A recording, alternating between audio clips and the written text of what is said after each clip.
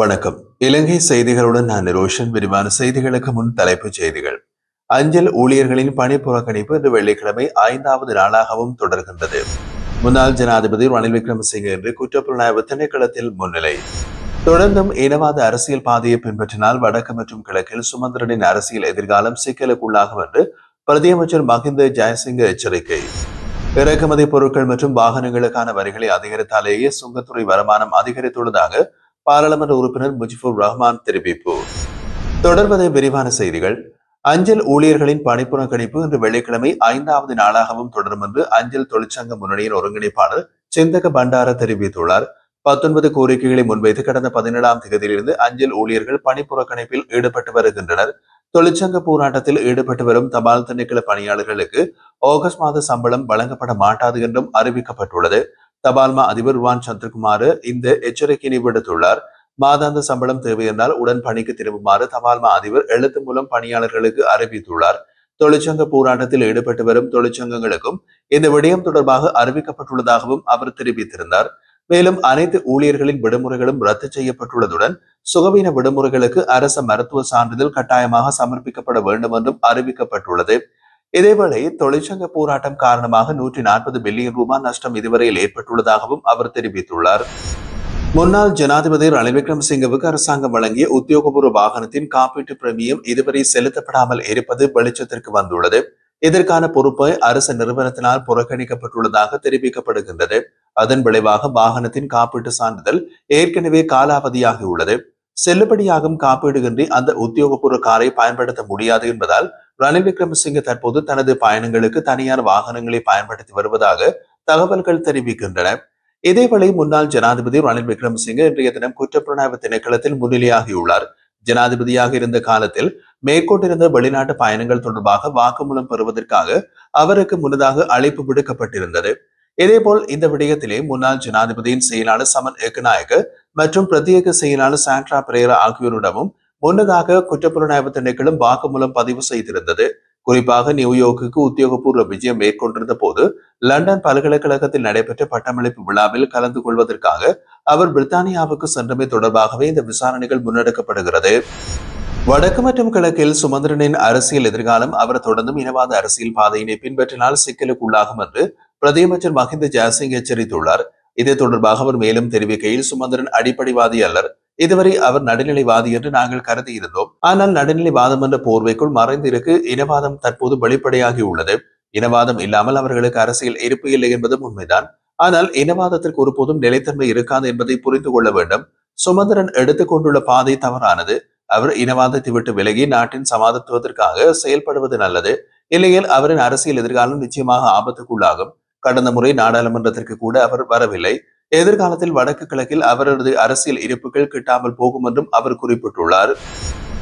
நிலக்கரி கொள்வனவுக்கான சர்வதேச விலைமன கோரல் காலம் 6 வாரங்களில் இருந்து 5 வாரங்களாக அமைச்சரவை பத்திரத்தின் மூலம் குறைக்கப்பட்டிருப்பதாகவும் இதன் மூலம் பாரிய ஊழல் மோசடி நடைபெற வாய்ப்பு உள்ளதாகவும் ஸ்ரீலங்கா பொதுஜன பெரமுன ஹம்பாந்தோட்டை மாவட்ட நாடாளுமன்ற உறுப்பினர் டி.வி. சாணக்க குற்றம் சாட்டியுள்ளார். வியாழக்கிழமை நடைபெற்ற பாராளுமன்ற அமர்வில் உற்பத்தி தீர்வு சட்டம், நிதிச்சட்ட ஒழுங்கு விதி மற்றும் நிர்மாண தொழில் அபிவிருத்தி சட்டம் தொடர்பான விவாதத்தில் உரையாற்றிய போது அவர் இவ்வாறு தெரிவித்திருந்தார். இலங்கையில் சர்வதேச விலைமன கூறலுக்கு பிரத்யேக வழிகாட்டல்கள் உள்ளது.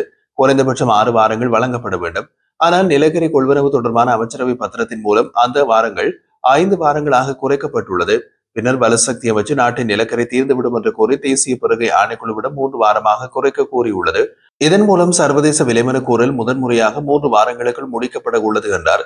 மேலும் அவர் முந்தைய அரசாங்கம் நிலக்கரி கொள்வனவில் மோசடி செய்ததாக குற்றம் சாட்டிய இந்த நிர்வாகமே தற்போது அதே நிறுவனத்திற்கு மீண்டும் அனுமதி வழங்கியுள்ளது. இதன் மூலம் தேவையானவர்களுக்கு மட்டுமே விலைமனு வாய்ப்பு வழங்கப்படுவதற்கான சூழல் உருவாக்கப்பட்டுள்ளது என்று குறிப்பிட்டார். இதனை எதிர்த்து ஐக்கிய மக்கள் சக்தி களுத்துறை மாவட்ட பாராளுமன்ற உறுப்பினர் அஜித் பி. பெரேரா எழுந்து, நீங்கள் $1 பில்லியன் அதிகமான மோசடியை குறிக்கிறீர்கள். பொறுப்புடன் இந்த குற்றச்சாட்டை முன்வைக்கிறீர்களா? ஊழலுக்கு எதிரானதாக கூறப்படும் இந்த அரசாங்கம் உண்மையிலேயே இவ்வாறு செயற்படுமா என்று கேள்வி எழுப்பினார். அதற்கு பதிலளித்த டி.வி. சாணக்க, அமைச்சரவை பத்திரத்தின் மூலம் 6 வாரங்கள் 5 வாரங்களாக குறைக்கப்பட்டுள்ளது. விலைமன கூறலின் தலைவரின் கைச்சாத்து அவசியம். ஆனால் கடந்த திங்கட்கிழமையிலிருந்து அவர் காணாமல் போயிருந்தார். பின்னர் வியாழக்கிழமை பதவி விலகல் கடிதத்தை வலுசக்தி அமைச்சுக்கு அனுப்பியுள்ளார். இதுவே உண்மை என்று வலியுறுத்தினார். இறக்குமதி செய்யப்படும் பொருட்கள் மற்றும் வாகனங்களுக்கு அரசாங்கம் வரிகளை பாரிய அளவில் அதிகரித்ததால் சுங்கத்துறை வருமானம் அதிகரித்துள்ளதாக ஐக்கிய மக்கள் சக்தியின் பாராளுமன்ற உறுப்பினர் முஜிபுர் ரஹ்மான் தெரிவித்துள்ளார். பாராளுமன்றத்தில் வியாழக்கிழமை நடைபெற்ற சுங்க கட்டளை சட்டம் தொடர்பான விவாதத்தில் உரையாற்றிய அவர், இந்த வருமானம் உற்பத்தி வளர்ச்சியின் மூலமல்ல, மக்களுக்கு அச்சுறுத்தலான வரி அதிகரிப்பின் மூலம் கிடைத்த வருமானம் என்றும் குற்றம் சாட்டியுள்ளார். சுங்க வருமானம் 1 டிரில்லியன் ரூபாவாக உயர்ந்தது. ஆனால் அது உற்பத்தி வளர்ச்சியால் அல்ல, இறக்குமதி பொருட்களுக்கு விதிக்கப்படும் பாரிய வரியின் விளைவாக என்று குறிப்பிட்டார். அவர் மேலும் குறிப்பிடுகையில், வாகனங்களுக்கான வரியை 200 முதல் 600 வீதம் வரை உயர்த்தப்பட்டுள்ள நிலையில் அதனால் மக்கள் நேரடியாக பாதிக்கப்பட்டுள்ளார்கள்.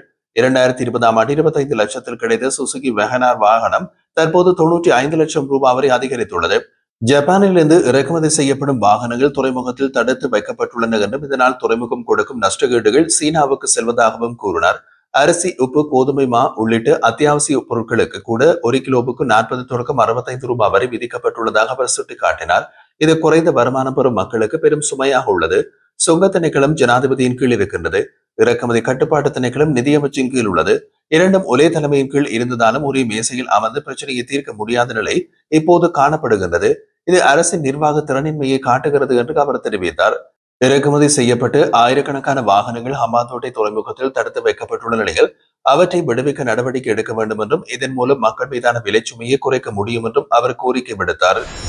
கொழும்பு காலிமுகத்திடலில் நடந்த கோட்டா ஹோகமும் அமைதியான போராட்டத்தின் போது ராஜபக்ச ஆதரவாளர்கள் நடத்திய தாக்குதலை தடுக்க தவறிய குற்றச்சாட்டில் முன்னாள் போலீஸ் அதிபர் தேசபந்து தென்னகோன் கைது செய்யப்பட்டு நீதிமன்றத்தின் உத்தரவின்படி விளக்கமறியலில் வைக்கப்பட்டுள்ளார். இந்த நிலையில் அவர் ராஜபக்ச குடும்பத்தை பொறுப்பு கூற செய்துவிட்டார் என்று அனூர தரப்பு ஊடகம் ஒன்று செய்தி வெளியிடப்பட்டுள்ளது. இது தொடர்பாக அவர் நேரடியாக அப்போதைய ஜனாதிபதி கோட்டாபய ராஜபக்சவின் உத்தரவின் பேரிலேயே செயல்பட்டதாக தனது வாக்குமூலத்தில் குறிப்பிட்டுள்ளார். அவரது வழக்கறிஞரும் நேற்று கோட்டை நீதிவான் நீதிமன்றத்தில் இந்த விடயத்தினை உறுதிப்படுத்தியுள்ளார். போலீசார் பொது பாதுகாப்பு அமைச்சர்கள் செயல்பட்ட போதும் தேசபந்து தென்னகோன் அமைச்சரின் அறிவுறுத்தலை புறக்கணித்து ஜனாதிபதியின் உத்தரவுகளை நிறைவேற்றியதாக நீதிமன்றத்தில் வெளிப்படுத்தப்பட்டது. இதனால் கோட்டாபய ராஜபக்சவையும் விசாரணைக்கு உட்படுத்த வேண்டிய நிலைமை உருவாகியுள்ளது.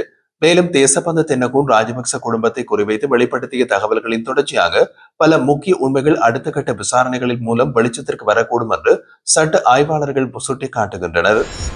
ஹம்பாந்தோட்டை சூரியவெவ விவேகம காட்டுப்பகுதியில் விசேட அதிரடிப்படையினுடன் நடைபெற்ற துப்பாக்கி சூட்டில் ஒருவர் உயிரிழந்துள்ளார்.